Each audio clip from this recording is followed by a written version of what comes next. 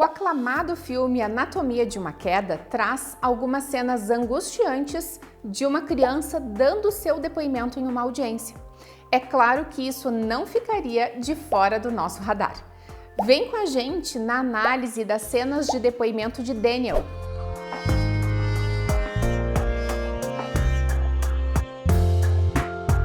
Anatomia de uma Queda é um filme francês que ganhou vários prêmios e principalmente o Oscar.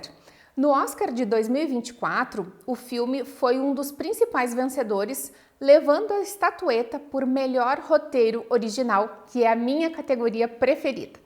Em síntese, um casal e o seu filho Daniel moram em uma região isolada nos Alpes franceses até que um dia Samuel, o pai, é encontrado morto e Sandra, a mãe, é considerada suspeita por tê-lo assassinado. Daniel, o filho, é um menino que apresenta uma deficiência visual, tem inclusive um cão-guia que roubou a cena arrasando na atuação, e Daniel se torna a principal testemunha no processo. Então, é aí que a gente entra. Eu não vou falar mais do filme por aqui, porque o nosso objetivo é entender as cenas que envolvem o depoimento da criança. Antes do depoimento, é importante também que a gente lembre que Daniel passou por uma entrevista, creio que com uma figura como um promotor de justiça, na qual ele respondeu algumas perguntas sobre as brigas dos pais e quem era o mais irritado. Nessa entrevista, ele foi questionado se os pais teriam brigado no dia em que Samuel foi encontrado morto, e o menino é confrontado sobre o que ele diz ter ouvido e sobre onde ele estaria quando ouviu os pais conversando. Vamos assistir? Tu te souviens du genre de conversation qu'ils avaient? Oui, à peu près, c'était pas une dispute. En fait, j'entendais pas vraiment les mots, j'avais que des bouts de voix, mais ça faisait... oui, mais non, enfin, si t'avais pas les mots, du coup, tu peux pas savoir si c'était une dispute ou pas. D'accord, mais ça faisait... Ça s'entendait que c'était pas une dispute. Alors, Daniel, on est d'accord, il y avait la musique très forte, toi t'étais dehors, tes parents dans la chambre de ta mère, donc 2 niveaux au-dessus. Comment tu peux être sûr du ton des voix? Et, enfin, moi je me demande même d'ailleurs si t'as pu entendre les voix. J'étais juste en dessous de la fenêtre ouverte, en fait, donc j'ai entendu... Enfin, je sais ce que j'ai entendu.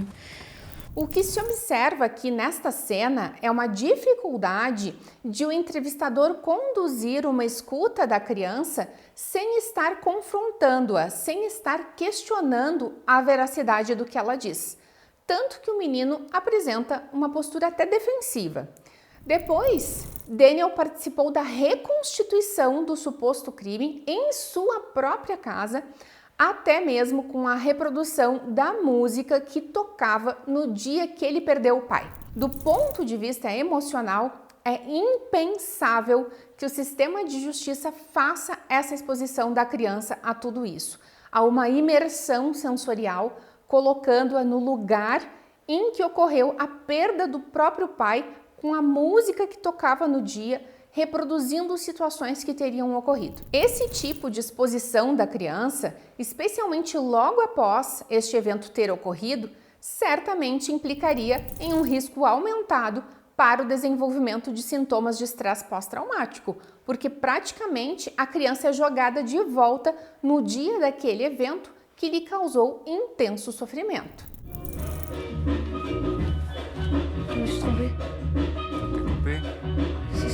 Ce scotch-là que j'ai touché, j'étais à l'intérieur. J'ai confondu. Attends, Daniel, c'est pas du tout ce que tu nous as dit, surtout ça colle ni avec Zoé Solidor qui t'a vu t'éloigner de la maison, ni avec ta mère qui dit avoir parlé avec ton père après qu'elle soit partie. J'ai confondu. T'as confondu. Bom. Além de toda a exposição, novamente Daniel é confrontado. O profissional não aceita que o menino diga que se confundiu, ele sai contrariado, o que pode causar na criança constrangimento, culpa, ansiedade. E além de tudo isso que eu já contei para vocês, vamos ao ápice do absurdo, que é claro que acontece no tribunal. Vamos observar inicialmente questões bem objetivas. Olha aqui, pessoal, veja este ambiente físico e o lugar ocupado pela criança. A criança está aqui no centro. Todos olham para ela. Ela não conhece todas essas pessoas, Se não todos, muitos deles são estranhos a ela. Algumas em vestimentas diferentes do usual e todas com muitos papéis, tudo denotando a formalidade e rigidez próprios dos tribunais. A criança, além de estar no meio, está abaixo, trazendo também uma sensação de opressão. Vejam neste detalhe, pois na tela está a reconstituição feita com a criança, indicando que a cena da reconstituição foi apresentada ali e assistida por Daniel. Então, é tudo muito inadequado e expositivo para aquela criança. A partir disso, vem a confrontação pública. O profissional diz que não foi isso que ele mesmo disse e traz o que outras pessoas disseram, o que indicaria a não veracidade do testemunho do menino. A juíza, por sua vez, diz: você não poderia estar em 2 lugares ao mesmo tempo. E diz que algo incomoda ela, que é a certeza que ele tinha antes. Gente, se ela está incomodada, o problema é dela, não é? Tu vois, ce qui me pose question, c'est ta certitude absolue avant la reconstitution. Tu avais dit dans ta déposition, alors, chaque morceau de scotch est différent. Quand je le touche, c'est pas possible que je me trompe. Tu dis aussi, j'étais juste en dessous de la fenêtre ouverte, j'ai entendu, je sais ce que j'ai entendu. Et puis finalement, au moment de la reconstitution, tu dis complètement autre chose. Alors, comment t'expliques ça? Vocês acham que a criança tem a responsabilidade de trazer a verdade dos fatos e vai conseguir acessar essa verdade sendo questionada e confrontada? Além de ser prejudicial do ponto de vista emocional, esse tipo de abordagem não acessa a memória da criança da forma mais fidedigna possível. Daniel é o tempo todo colocado neste lugar de responsabilidade de esclarecer a verdade e acaba por se sentir responsável por salvar a mãe desta acusação. Ou seja, ele é de fato colocado no lugar de objeto de prova. Vejam aqui que em vez de os operadores do sistema de justiça organizarem as informações, as evidências que eles têm acesso e assim lidarem com as complexidades e incertezas, eles colocam a criança no lugar de esclarecimento das incertezas. A criança tem que inclusive explicar que ele pode ter se confundido em virtude do choque vivido, ou seja, pela perda do próprio pai.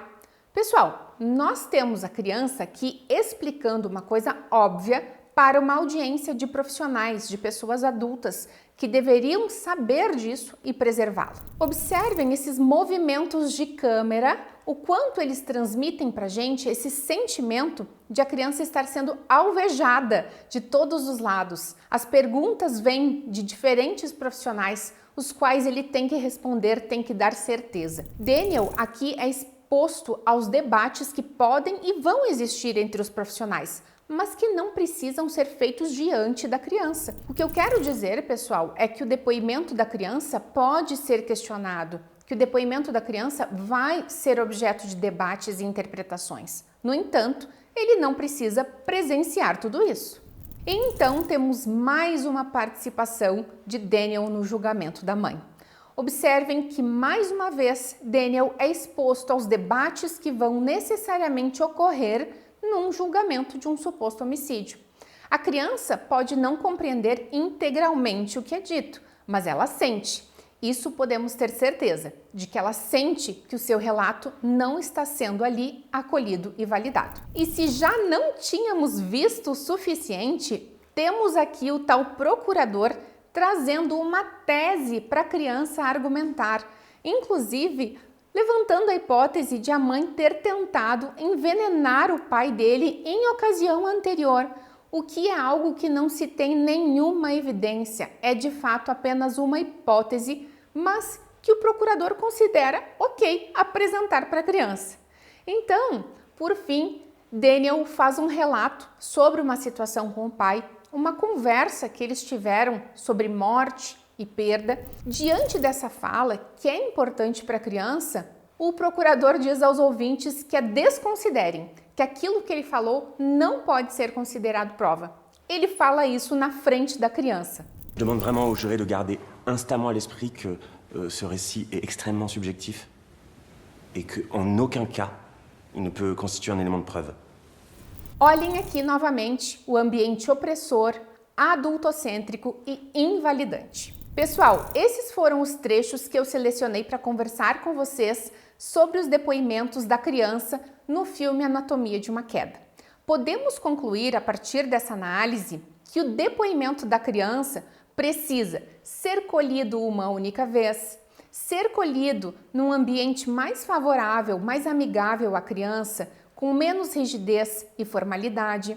A criança deve ser respeitada em suas limitações em virtude do desenvolvimento infantil e das próprias consequências e impactos das situações vividas. A criança deve ser preservada de qualquer tipo de confrontação e reconstituição de um suposto crime.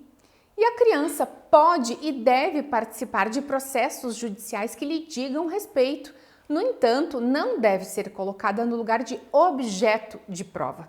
E quem deve esclarecer incertezas são os profissionais que atuam no caso, porque eles têm acesso a diferentes informações e não a criança. Esse foi mais um vídeo de análise do canal Proteja.